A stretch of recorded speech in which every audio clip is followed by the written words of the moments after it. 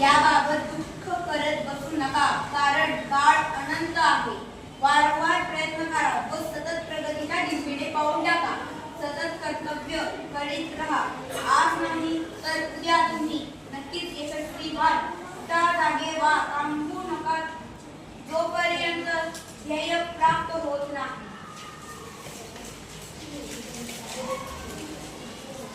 जीवनात चढ-उतार हे येतच असतात. नेहमी हसत राहा आणि चेहरा काय कामाचा जो दिसत नाही.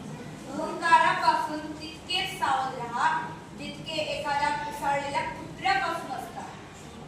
प्रत्येक क्षणाचा व संधीचा उपयोग करून घ्या. प्रगतीचा मार्ग फार मोठा आहे आणि काळ वेगाने पुढे जात आहे. म्हणून आपल्या संपूर्ण आत्मबळाने कामाला लागा. तेव्हाच तुम्ही ध्येय गाठू शकाल. कोणत्याही गोष्टीसाठी स्वतःला दुःखी कष्टी करून घेऊ नका.